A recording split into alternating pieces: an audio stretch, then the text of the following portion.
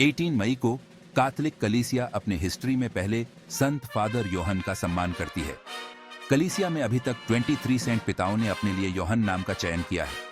Saint Yohan प्रथम 6ठी century के दौरान एक विधर्मी जर्मानिक किंग द्वारा विश्वास के लिए एक शहीद, कैदी और भूख तड़पाकर मारे गए थे। वे प्रसिद्ध खीस्तीय दार्शनिक बोथियुस के मित्र थे, जिनकी मृत्यु इसी तरह से हुई थी। पूर्वी कैथोलिक और पूर्वी परंपरानिष्ठा खीस्तीय भी रोमन कैथोलिक कलीसिया के समान ही सेंट फादर सेंट योहन प्रथम का सम्मान करते हैं। भविष्य के सेंट फादर योहन प्रथम का जन्म टस्कनी में हुआ था और उन्होंने कई वर्षों तक कलीसिया में एक उपमहायाजक आर्चडीकन के रूप में सेवा की। उन्हें सेंट फादर सेंट होर्मिसदास के सक्सेसर के रूप में 523 में रोम के धर्माध्यक्ष बनने के लिए चुना गया था। उनके सेंट फादर रूल के दौरान इटली पर ऑस्ट्रोगोथिक किंग थियोडोरिक का रूल था। अपने कई साथी आदिवासियों की तरह किंग ने एरियन हेरेसी का पालन किया, ये मानते हुए कि ख्रीस्त होली त्रित्व के दूसरे व्यक्ति के बजाय एक सृजित प्राणी थे। चौथी सेंचुरी के दौरान रोमन एम्पायर के पूर्वी हिस्से में एरियनवाद की उत्पत्ति हुई थी और बाद में पश्चिमी गोथों में फैल गई। 6ठी सेंचुरी तक हेरेसी पूर्व में वीकन हो गया था, लेकिन मरा नहीं था। 523 में बाइजेंटीन एम्परर जूस्टिन प्रथम ने एरियन याजकों को अपने गिरजाघरों को परंपरानिष्ठा कैथोलिक हाथों में समर्पण करने का आदेश दिया। इस बीच पश्चिम में थियोडोरिक एम्परर के इस कदम से नाराज था और सेंट फादर के अथॉरिटी को अपने स्वयं के सिरों के लिए उपयोग करने की कोशिश करके इसका प्रतिसाद दिया। इस प्रकार सेंट फादर योहन बेहद अजीब पोजीशन में पड़ गए थे। सेंट फादर की अपनी ठोस परंपरा निष्ठा के बावजूद ऐसा लगता है कि एरियन किंग ने उनसे विधर्मियों की ओर से पूर्वी एम्परर के साथ हस्तक्षेप करने की अपेक्षा की थी। योहन के किंग थियोडोरिक को संतुष्ट करने से इनकार करने से अंततः उनकी शहादत हो जाएगी। योहन ने कॉन्स्टेंटिनोपल की यात्रा की, जहां उन्हें सेंट पेट्रुस के सक्सेसर के रूप में लोगों, बाइजेंटीन एम्परर और कलीसिया के वैध पूर्वी प्राधिधर्माध्यक्ष के रूप में सम्मानित किया गया। अलेक्जेंड्रिया की कलीसिया पहले ही इस बात पर अलग हो चुकी थी। सेंट फादर ने एम्परर को ताज पहनाया और अप्रैल 526 में हागिया सोफिया गिरजाघर में पास्का पर्व की पूजन विधि को संपन्न किया। हालांकि योहन जूस्टिन से आग्रह कर सकते थे कि वे एरियनों के साथ कुछ अधिक दयालु व्यवहार करें, परंतु वह अपनी ओर से उस तरह की मांगे नहीं कर सकते थे जिसकी थियोडोरिक को उम्मीद थी। गॉथिक राजा, जिन्होंने हाल ही में योहन के बौद्धिक रूप से निपुण दोस्त बोथियुस 23 अक्टूबर को सेंट सेवरिनुस बोथियुस के रूप में कलीसिया द्वारा सम्मानित को मार डाला था, सेंट फादर पर गुस्से से पागल था जब उन्होंने जाना कि कॉन्स्टेंटिनोपल में एरियनों का समर्थन करने से इनकार किया गया था। अपनी यात्रा से पहले ही थक चुके सेंट फादर को रवेना में इम्प्रिजन्ड कर दिया गया और भोजन से वंचित कर दिया गया। सेंट योहन प्रथम की मृत्यु 18 मई को या उसके आसपास हुई, जो बाइजेंटीन कैथोलिक परंपरा में और रोमन रीति में सामान्य रूप में उनका पर्व का दिन बन गया।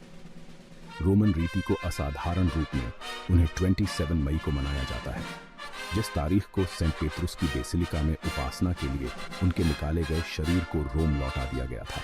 वह कैथोलिक चर्च की टीचिंग्स को बनाए रखने के लिए बहुत प्रतिबद्ध था, खासकर एरियन हेरेसी के सामने, जिसने जीसस क्राइस्ट की डिविनिटी को नकारा था। साथ ही उन्होंने अपने फ्लॉक के भीतर शांति और स्टेबिलिटी बनाए रखने के महत्व को पहचाना। ऑस्ट्रोगोथ्स और बाइजेंटीन के बीच बढ़ते टेंशन से यह काम और भी कठिन हो गया। 6ठी सेंचुरी एडी यूरोप में बहुत बड़े ट्रांसफॉर्मेशन और टर्मोइल का दौर था। पश्चिमी रोमन साम्राज्य, जो कभी एक प्रमुख शक्ति था, आंतरिक कॉन्फ्लिक्ट और बाहरी दबावों के बोझ तले टूट गया था। इसके मद्देनजर नए राज्य उभरे, अक्सर जर्मनिक ट्राइब्स के नेतृत्व में, जो पूर्व रोमन क्षेत्रों में चले गए थे। ऑस्ट्रोगोथ्स ने अपने महत्वाकांक्षी किंग थियोडोरिक के अधीन इटली पर अपना प्रभुत्व स्थापित किया, रूल के एक नए एरा की शुरुआत की। रोमन अथॉरिटी के फॉल का चर्च पर गहरा इन्फ्लुएंस पड़ा। ट्रेडिशनल शक्ति संरचनाओं के अस्त व्यस्त होने के साथ चर्च स्टेबिलिटी और निरंतरता के एक महत्वपूर्ण स्रोत के रूप में उभरा। सेंट पीटर के सक्सेसर के रूप में पोप ने न केवल स्पिरिचुअल लीडर्स के रूप में बल्कि एक अशांत वर्ल्ड में मीडिएटर्स और डिप्लोमैट्स के रूप में भी तेजी से प्रमुख भूमिका निभाई। उन्हें समय की जटिल पॉलिटिकल रियलिटीज को नेविगेट करते हुए विश्वास की इंटेग्रिटी को बनाए रखने के कठिन कार्य का सामना करना पड़ा। एरियनवाद का उदय चर्च के अथॉरिटी के लिए एक महत्वपूर्ण चैलेंज थी। यह रिलीजियस सिद्धांत जिसने जीसस क्राइस्ट की पूर्ण डिविनिटी को नकारा, ऑस्ट्रोगोथ्स सहित कुछ जर्मनिक ट्राइब्स के बीच काफी आकर्षण प्राप्त किया।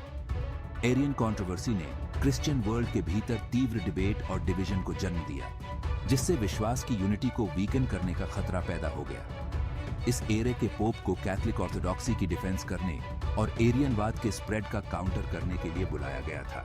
एक ऐसा कार्य जिसमें अक्सर बड़े करेज और राजनयिक स्किल की आवश्यकता होती थी। एरियन विवाद, जिसका नाम अलेक्जेंड्रिया के एक प्रीस्ट आरियस के नाम पर रखा गया था, ने 4th और 5वीं सेंचुरी में क्रिश्चियनिटी की फाउंडेशंस को हिला दिया। एरियस ने आर्ग्यूड दिया कि जीसस मसीह, जबकि कुछ अर्थों में दिव्य थे, ईश्वर फादर के साथ को इटर्नल नहीं थे और इसलिए उनके सबऑर्डिनेट थे। इस डॉक्ट्रिन ने ट्रिनिटी की ऑर्थोडॉक्स अंडरस्टैंडिंग को सीधे चैलेंज दी, जिसने पिता, सन और होली स्पिरिट की इक्वालिटी और एसेंस की एफर्मेशन की। एरियन कंट्रोवर्सी ने क्रिश्चियन कम्युनिटी के भीतर हीटेड डिबेट और डिवीजन को जन्म दिया। 325 एडी में एम्परर कॉन्स्टेंटीन फर्स्ट द्वारा बुलाई गई निकिया की काउंसिल ने एरियनवाद को हेरेसी के रूप में कंडेम्ड की और नाइसीन क्रीड तैयार किया, जिसने जीसस क्राइस्ट की डिविनिटी की एफर्मेशन की। हालांकि इस कंडेम्ड के बावजूद एरियनवाद बना रहा, कुछ जर्मनिक ट्राइब्स के बीच समर्थन प्राप्त कर रहा था, जो हाल ही में क्रिश्चियनिटी में कन्वर्टेड हुए थे। एरियनवाद का परसिस्टेंस कैथोलिक चर्च के लिए एक प्रमुख रिलीजियस और पॉलिटिकल चैलेंज थी। इससे विश्वास की यूनिटी को वीकन करने और क्रिश्चियन वर्ल्ड के भीतर डिवीजन पैदा करने का खतरा था। इस एरा के पोप को चर्च की ऑर्थोडॉक्स टीचिंग्स को बनाए रखने, नाइसीन क्रीड का डिफेंस करने और एरियनवाद के स्प्रेड का काउंटर करने का काम सौंपा गया था। इसमें अक्सर रिलीजियस डिबेट में शामिल होना, विधर्मी सिद्धांतों की कंडेम्ड जारी करना और उस समय के जटिल पॉलिटिकल परिदृश्य को नेविगेट करना शामिल था। भाग 4, जॉन पहला, ऑर्थोडॉक्सी के एक अनवेवरिंग रक्षक। पोप जॉन फर्स्ट ने खुद को कैथोलिक ऑर्थोडॉक्सी के कट्टर डिफेंडर के रूप में प्रतिष्ठित किया, खासकर एरियन हेरेसी के सामने। उन्होंने उस ग्रेव थ्रेट को पहचाना जो एरियनवाद ने विश्वास की यूनिटी और इंटेग्रिटी के लिए पैदा किया था। उन्होंने रिलीजियस डिस्कशंस में सक्रिय रूप से भाग लिया, एरियन सिद्धांतों का रिफ्यूटेड किया और नाइसीन क्रीड के प्रति चर्च की कमिटमेंट की एफर्मेशन की, जिसने जीसस क्राइस्ट की डिविनिटी की एफर्मेशन की।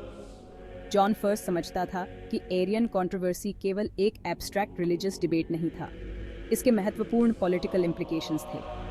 ऑस्ट्रोगोथिक किंग थियोडोरिक, जो खुद एक एरियन था, ने अपनी कैथोलिक प्रजा के प्रति टॉलरेंस दिखाई थी, लेकिन उसके राज्य के भीतर एरियनवाद के उदय में इस नाजुक बैलेंस को डिसरप्ट करने की क्षमता थी। इसलिए जॉन फर्स्ट ने ऑस्ट्रोगोथिक अथॉरिटीज के साथ पीसफुल रिलेशंस बनाए रखते हुए ऑर्थोडॉक्सी को बनाए रखने की मांग की। एरियनवाद के विरोध के अलावा जॉन फर्स्ट ने अन्य क्षेत्रों में भी ऑर्थोडॉक्सी के प्रति अपनी कमिटमेंट का डेमोन्स्ट्रेटेड किया। उन्होंने ट्रेडिशनल चर्च टीचिंग्स को बनाए रखने, रिलीजियस प्रैक्टिसेस को बढ़ावा देने और सैक्रामेंट्स के प्रॉपर एडमिनिस्ट्रेशन को सुनिश्चित करने के महत्व पर जोर दिया।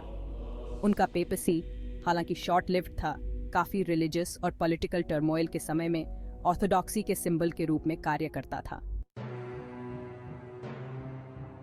भाग 5, एक अशांत वर्ल्ड में राजनयिक प्रयास। पोप जॉन फर्स्ट का पेपेसी ऑस्ट्रोगोथिक एम्पायर और बाइजेंटीन एम्पायर के बीच बढ़ते टेंशन की अवधि के साथ मेल खाता था। बाइजेंटीन एम्परर जस्टिन पहला, एक उत्साही कैथोलिक, का एम इटली पर शाही अथॉरिटी को फिर से स्थापित करना था, जो कई डेकेड से ऑस्ट्रोगोथिक रूल के अधीन था। इस महत्वाकांक्षा ने जॉन फर्स्ट को एक प्रिकेरियस पोजीशन में डाल दिया। उन्होंने अपने फ्लॉक के भीतर शांति और स्टेबिलिटी बनाए रखने के महत्व को पहचाना। उन्होंने ऑस्ट्रोगोथ्स और बिजेंटीन के बीच टेंशन को बढ़ाने से बचने की कोशिश की, यह जानते हुए कि खुले कॉन्फ्लिक्ट के इटली के लोगों के लिए विनाशकारी परिणाम हो सकते हैं। वह राजनयिक एफर्ट्स में लगा रहा, दोनों शक्तियों के बीच मध्यस्थता करने और उनके डिफरेंसेस का पीसफुल रेजोल्यूशन खोजने का प्रयास किया। जॉन फर्स्ट के राजनयिक प्रयास चैलेंजेस से भरे हुए थे। उन्हें ऑस्ट्रोगोथ्स और बेजेंटीन दोनों के सस्पिशंस को नेविगेट करना पड़ा।